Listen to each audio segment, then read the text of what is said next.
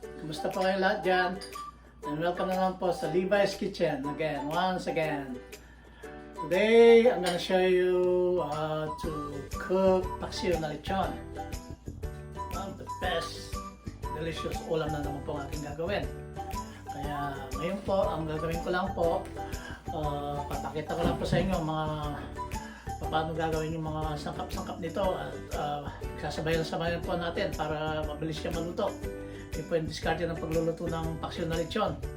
Ganun pa man, stay around and watch my video. So we got roasted pork, soy sauce, oyster sauce, pork powder, thyme and bay leaf, whole black pepper, vinegar, brown sugar, Lechon sauce, onion, garlic.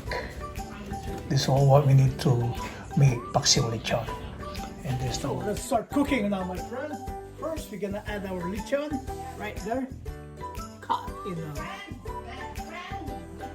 cubes that size, and put it there.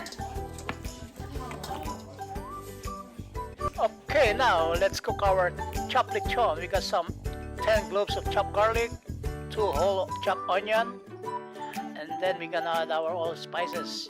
Now we are adding our pork powder, thyme, bay leaf, and peppercorn.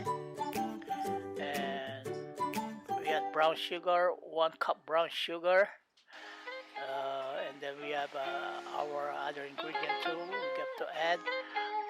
We have the vinegar. Vinegar is like half cup of vinegar. And then we have our soy sauce, 5 spoons of soy sauce. And we have other spices to be added to, like the Paksiw Lechon sauce. So let's add it. And oyster sauce, like 3 spoons of oyster sauce. Now we gotta add the cup of water to your lechon bottle to grab the rest of the leftover sauce. That's why the reason the water looks blurry, because of the lechon sauce leftover. Okay, now let's mix it a little bit. Try not to mix it all the way, and then we are gonna cover it up and bring it to the boil until the sauce is saturated. Okay, so it's boiling. Look at that. Now the sauce is actually boiling now. So let's just wait more time until the sauce really get thickness, just like this one. Now the sauce has thickened and the water has been diluted. So we just have to wait now and transfer it to a different container. Now we're gonna put it in a serving plate. As you can see, the lechon sauce has a thick consistency.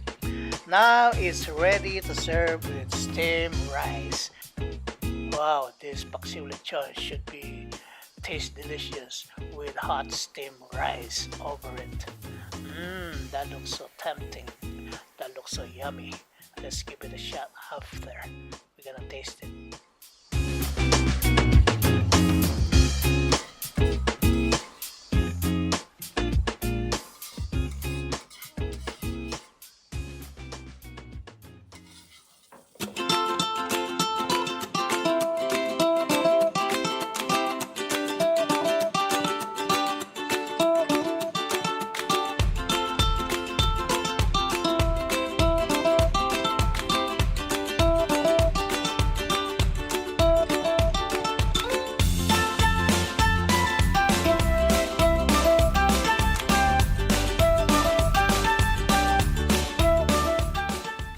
So mga kabayan, ngayon naman po, titikman ko lang po itong aking lechon paksiw kung anong kinalabasan. Ang ginawa ko lang po, dinuluted ko lang po yung maraming yung liquid hanggang maging saturate yung kanyang sauce, hanggang maging thick sauce almost na siya. Yan ang technique na paggagawa ng lechon na paksiw. Ngayon naman po, titikman ko kung anong lasa. Paksiw na lechon.